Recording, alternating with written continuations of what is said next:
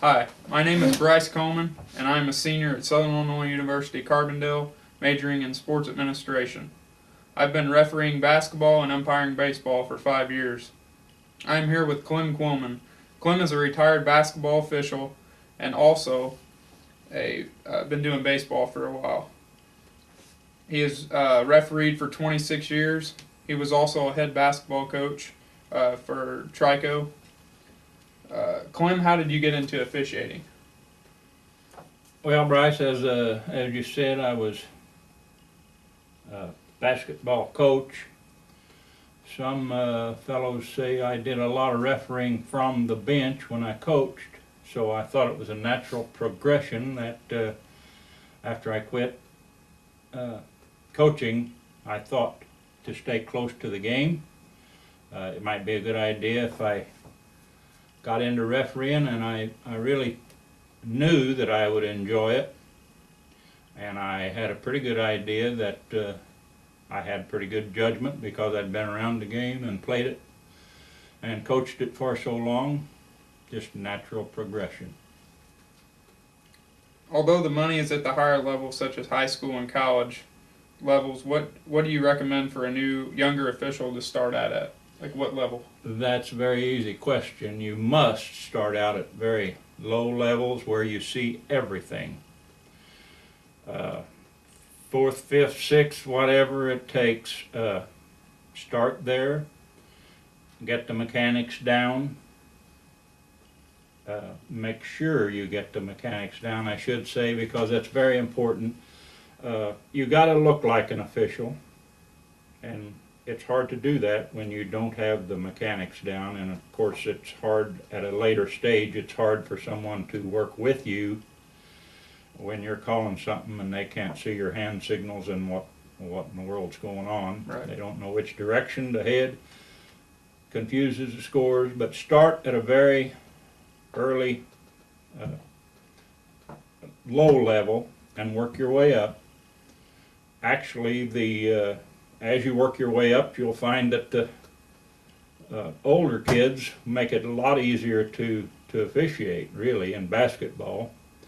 And of course, the same holds true of baseball. You know, start early and get your mechanics and the rules and everything down pat, and go on from there. And even though I went on to high school and some junior college, I never quit doing grade school games. Whenever I'd have a chance during the week, I would always schedule a lot of games at the lower level, simply because they needed referees, number one, and you see all different situations. So when they happen in the game, a big game at a higher level, you know, because you've seen it so often. And I think fans come into it too.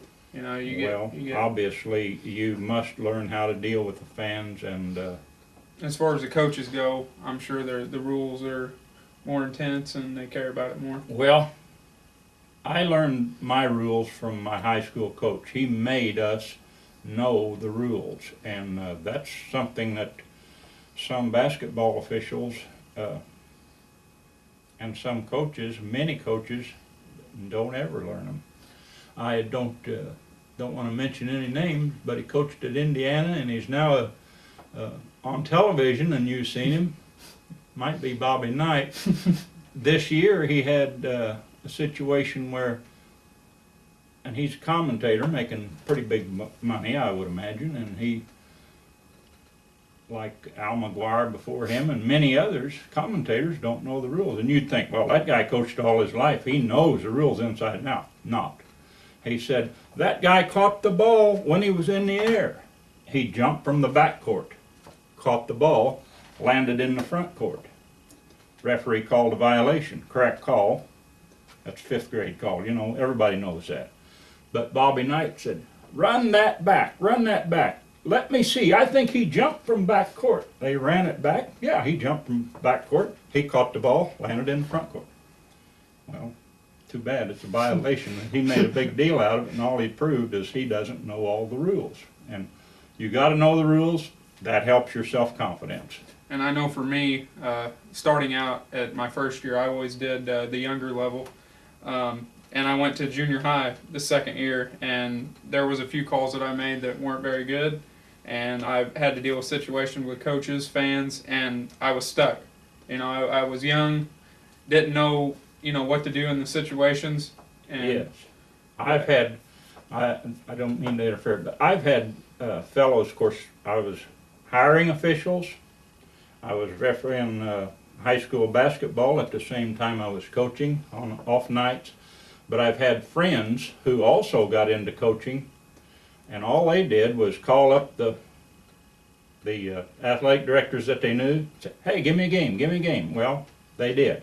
And they were not ready for high school games, but they didn't want to spend the time doing the junior high or the even lower games. They didn't want to spend that kind of time. So they got out there, and yes, they got varsity games, and yes, they were very bad. And that's not the way to do it. And of course, if you badger someone long enough, a lot of these athletic directors will give you jobs that you really aren't ready for. Right. Get ready first. I've had that happen to me as well. As a retired official, do you believe refereeing helped you with coaching and knowing the rules? Well, like I say, I learned a lot of basketball rules simply because our high school coach went over them in, I'm not saying what class, but I wasn't very good at general biology and those things like that. We spent some time in there we shouldn't have, maybe on a basketball rule or two, but we did, as players, we knew those rules. And of course, if you play the game long enough and pay attention, you should know most of them. But there's no substitute for getting into that rule book and going over it and over it and over it, because you'd think baseball rules are simpler, but they're not. Basketball rules are simpler, yeah, but they change more. Yeah. So every year you see obviously rules change. Basketball is not as solid a game as and the players evolve more so than baseball. You get Wilt Chamberlain, they made the rule back when he was a youngster, he would dunk his free throws. Right. So they had to make a rule for that, obviously, but and they're always changing. So, but the baseball rules are actually more complicated than basketball rules. Right. But yeah, you got to know them. I see some high school officials who have been at a long time. Why did you retire at a young age? A relatively young age, I did. I decided that I would quit a year and a half before I did quit, which was in the year 2000. I retired. I just thought it was time to get out because I really didn't like, I'm kind of weird in that I didn't like the three-man officiating crew. Right. I liked two men, and if they would have let me do it by myself, I might have done that too. But I don't see that three men has improved anything but made these lazier officials hang around longer. Yep. And when you got so many good officials and then you add so many more, it's kind of like Major League Baseball right now. The quality goes down the more people you get involved. And sometimes, as you well know and most fans know, the one guy is standing there waiting for the other one to call something and it goes uncalled, and sometimes they call way too much simply because they got three whistles instead of two. And the quality is one thing and quantity is another, and I always tried to kind of hold down the quantity part of it on fouls, and still, just because you're calling more fouls does not mean you're controlling the game more. The opposite is true in my